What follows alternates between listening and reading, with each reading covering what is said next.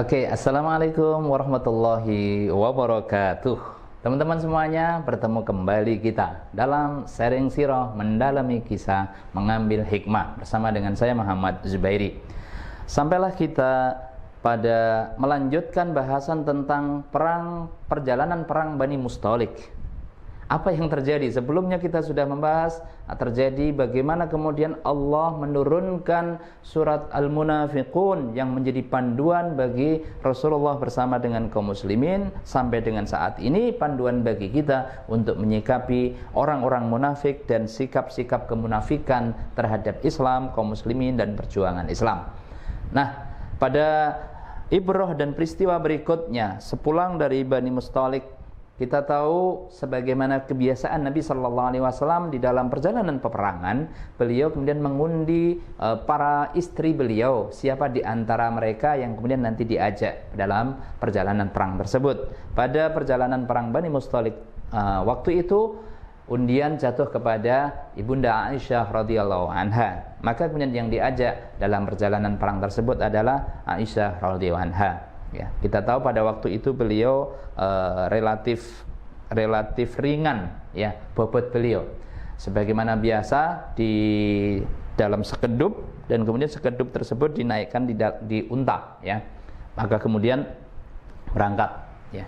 Sepulang dari perjalanan Bani Mustalik, Rasulullah SAW mengajak kaum muslimin bersama dengan para sahabat untuk menginap di satu tempat dalam beberapa hari. Setelah kemudian selesai, ya, menginapnya tersebut, beliau sallallahu alaihi wasallam memberikan isyarat kepada para sahabat untuk kemudian segera berangkat menuju kembali ke Madinah. Pada waktu itu, ya, Ibunda Aisyah radhiyallahu anha sebagaimana sebelumnya waktu berangkatnya itu beliau kan pakai kalung. Sementara kalung beliau ini ada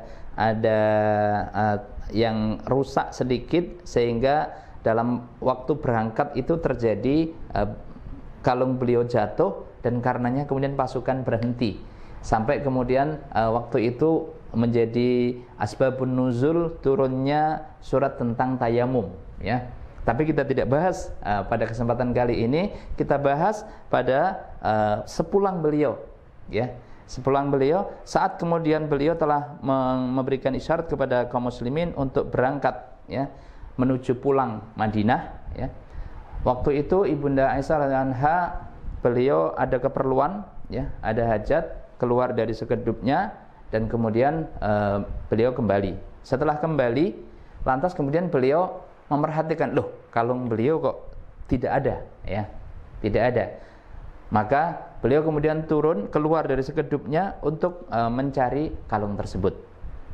Nah, para sahabat setelah diberikan oleh Rasulullah SAW diajak untuk segera kemudian kembali ke Madinah, ya, maka tanpa melihat dan tanpa kemudian bertanya, sebagaimana kebiasaan dari kaum muslimin pada waktu itu menjaga akhlak adabnya terhadap Ummul Mukminin, maka kemudian ya sudah, sekedupnya Aisyah radhiyallahu anha ini diangkat untuk kemudian ya tidak ditimbang-timbang juga, ya.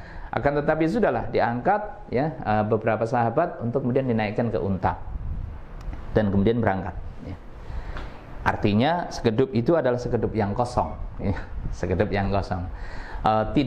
Mungkin tidak bagi yang mengangkatnya tidak seberapa beda antara ketika ada beliau dengan tidak ada, ya.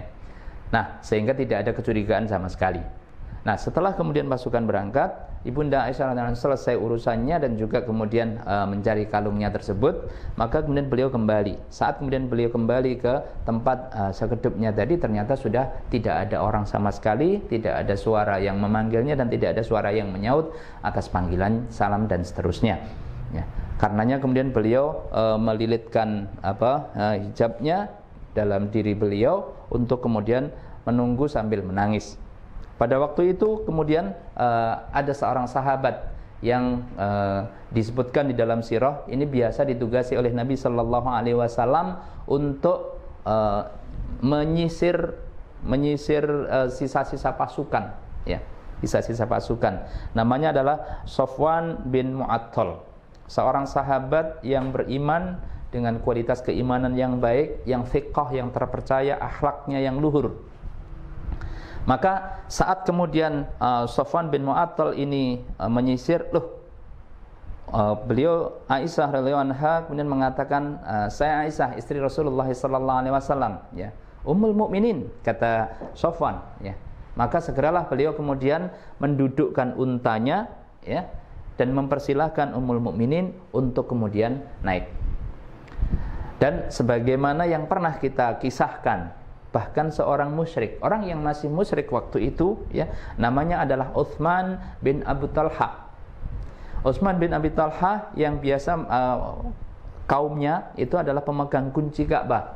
Waktu itu ketika ada seorang wanita yang kita sebut yang lalu, seorang wanita yang Mahmud Abbas, ya, mama muda, anak baru satu, Ummu Salamah, berangkat hijrah untuk mengikuti Rasulullah dan juga suaminya. Pada waktu itu beliau sendiri bersama dengan anak kecilnya saja, ya. Ketika kemudian Utsman bin Abi Talhah ini tahu ada seorang wanita yang mau berangkat ke tempat yang sangat jauh, lebih dari 400 km, ya, dalam perjalanan 8 hari 7 malam, ya. Maka kemudian beliau mempersilahkan untuk naik untanya bahkan tanpa melihat. Setelah kemudian selesai ditanya apakah sudah selesai, setelah selesai naik, maka kemudian beliau kemudian mundur untuk kemudian menuntun untanya tanpa mengumbar pandangannya dan bahkan tidak berkata-kata apapun, ya. Demikian pula Ibunda Aisyah radhiyallahu anha ketika kemudian beliau ketinggalan pasukan ini dan kemudian bertemu Safwan bin Mu'attal, ya. Safwan bin Mu'attal seorang mukmin yang akhlaknya, adabnya karimah, mulia, terjaga, ya. Tentu juga menjaga pandangannya. Maka yang dikatakan hanya Ummul Mukminin. Udah, itu saja. Setelah itu mempersilahkan untanya untuk duduk dan kemudian Ummul Mukminin Aisyah radhiyallahu anha naik. Setelah itu berjalan tanpa berbicara sedikit pun dan tetap menjaga adabnya, tidak mengumbar pandangannya dan juga tidak berkata apa-apa pun dalam perjalanannya. Nah, lancarlah peristiwa itu sampai kemudian di Madinah. Ketika kemudian nyampe di gerbang Madinah, teman-teman semuanya yang dirahmati Allah Subhanahu wa taala, peristiwa ini kemudian menjadi heboh ketika ada Syekh Munir Muhammad Ghadban menyebutkan ada 3 sahabat. Ini orang-orang beriman, 3 sahabat yang beriman.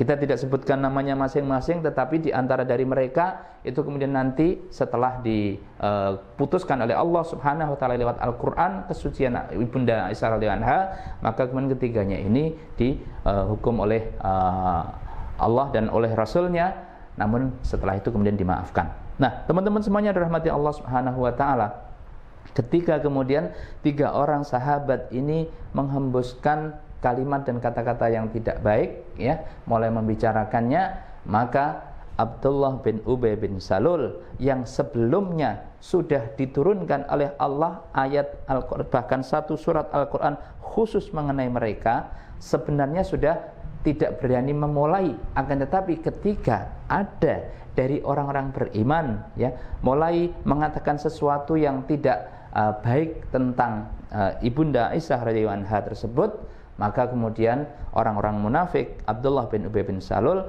justru kemudian menjadi terus ngipas-ngipasi yang peran serta untuk menyebarluaskan haditsul ifki, berita hoax ini menjadi semakin kuat dan semakin punya alasan, karena dia bukan asal mula berita, tetapi kemudian dia yang paling luas menyebarluaskannya.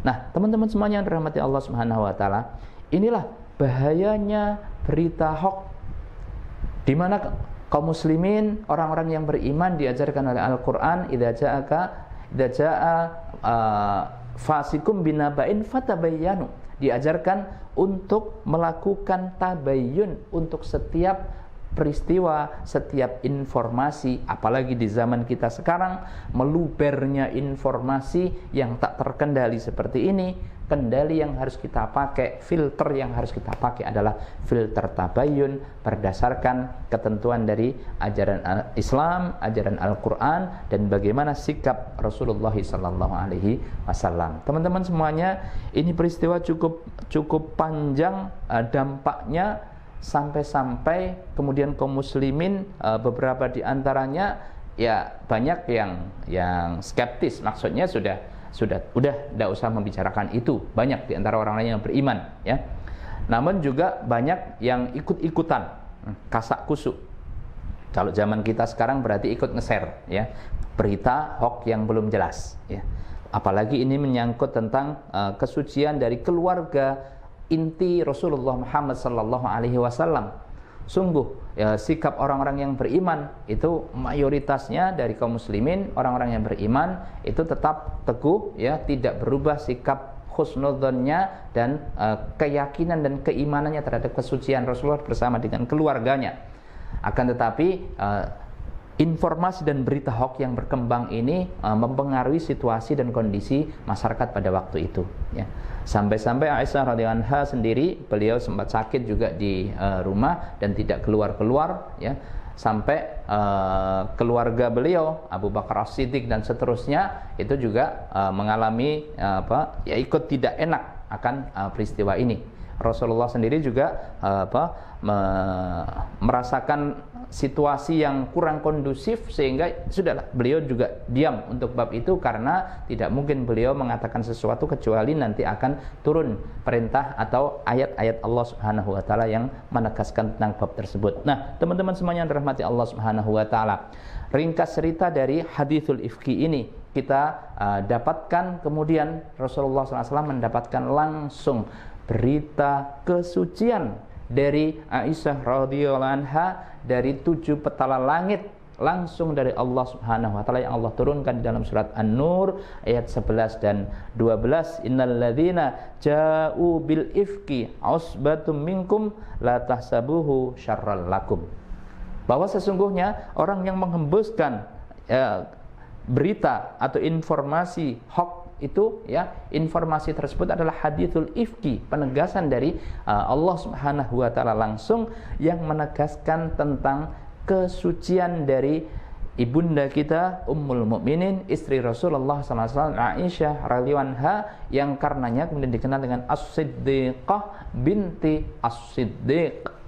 Aisyah radhiyallahu anha putri dari Abu Bakar As-Siddiq yang tentu beliau luar biasa suci ya, dan menjaga kesuciannya sebagaimana juga sahabat Sofwan bin Mu'attal yang orang beriman yang sangat dikenal dengan keimanannya yang baik dan kesuciannya tentu tidak mungkin melakukan hal-hal sebagaimana yang ada di dalam berita hoax tersebut.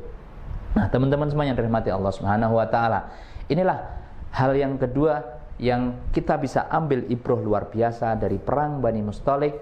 Di antaranya adalah bahwa hati-hati dengan berbagai macam peristiwa, informasi-informasi atau berita-berita yang sangat mungkin berita-berita yang tersebar luas itu hoax atau haditsul ifki, berita-berita palsu, yang dengan itu Islam mengajarkan untuk fatabayyanu, untuk selalu tabayyun dengan sangat ketat. Dan bisa jadi ya, kalau kita membaca ayatnya, yang menyampaikan informasi awal itu adalah orang-orang yang beriman, sehingga ya hati-hati dengan sekali lagi ya, lebih selamat kita untuk kemudian menjaga diri dari berbagai macam berita dan informasi yang tidak jelas. Mari kita kembalikan kepada informasi yang jelas dari Al-Quran, dari Sunnah, qala Allah, qala Rasul, dan sesuai dengan penegasan dan penjelasan dari para ulama as-thiqat ya, para ulama mufassir dalam Al-Quran dan juga rijalul hadis yang terpercaya. Nah, teman-teman semuanya yang dirahmati Allah Subhanahu wa taala, pada berikutnya kita akan masuk pada tahun akhir dari tahun ke-6. Kalau di perang Bani Mustalik tadi di bulan Sya'ban tahun ke-6, maka kemudian di tahun ini juga tahun ke-6 Hijriah, tepatnya adalah di bulan Dzulqa'dah, Rasulullah SAW mimpi, dan mimpi itu kemudian diabadikan oleh Allah sementara di dalam surat Al-Fath, mimpi akan masuk kota Mekah dengan aman, dengan selamat. Karena mimpi Nabi Shallallahu Alaihi Wasallam ini, maka kemudian Rasulullah SAW kemudian mengajak kaum muslimin untuk mempersiapkan diri dalam keberangkatannya ke Makkah untuk melaksanakan ibadah haji. Ya. Ibadah haji atau kemudian ada yang menyebutnya adalah ibadah umrah. berangkatnya di bulan Dzulqa'dah.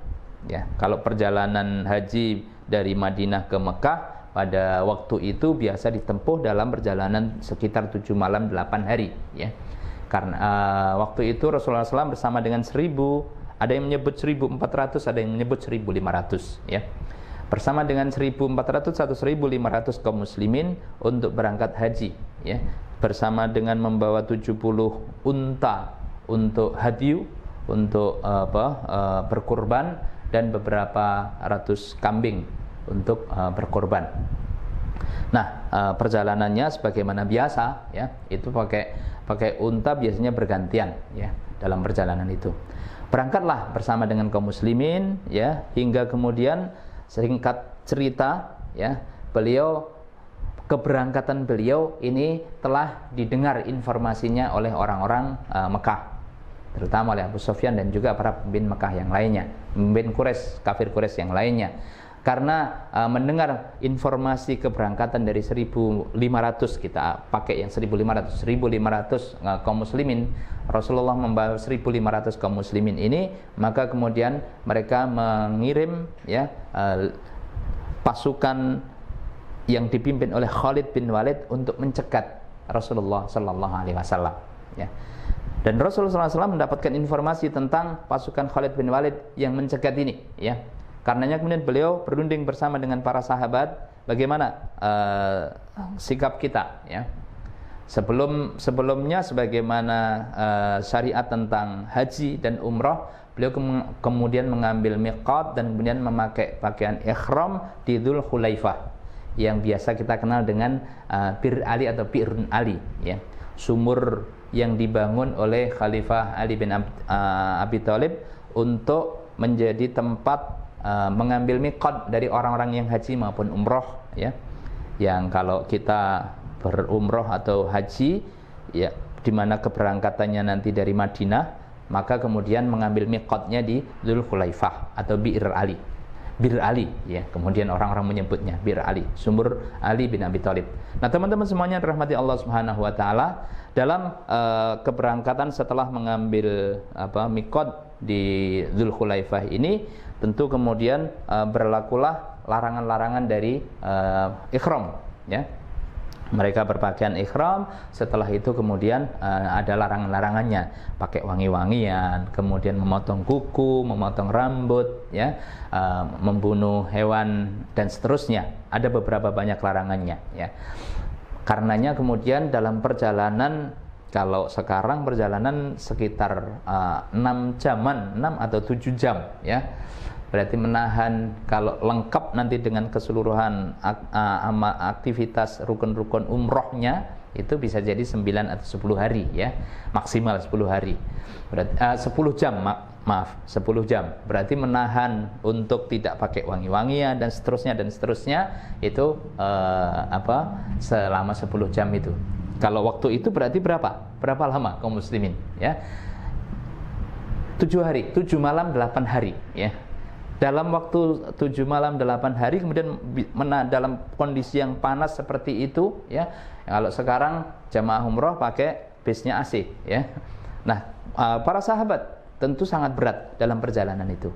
Nah, dalam perjalanan yang berat seperti itu, kemudian mendapatkan informasi tentang dicegatnya mereka oleh pasukannya Khalid bin Walid. Maka para sahabat diajak bermusyawarah oleh Nabi Shallallahu Alaihi Wasallam, ya. Seperti apa musyawarahnya, dan kemudian usulan-usulannya apa saja, dan usulan apa yang kemudian diterima oleh Nabi Shallallahu Alaihi Wasallam dalam menyikapi pencegatan oleh pasukannya Khalid bin Walid. Insya Allah kita akan bahas dalam pertemuan kita berikutnya, tetap di Sharing Sirah, mendalami kisah, mengambil hikmah bersama dengan saya Muhammad Zubairi. Terima kasih. Assalamualaikum warahmatullahi wabarakatuh.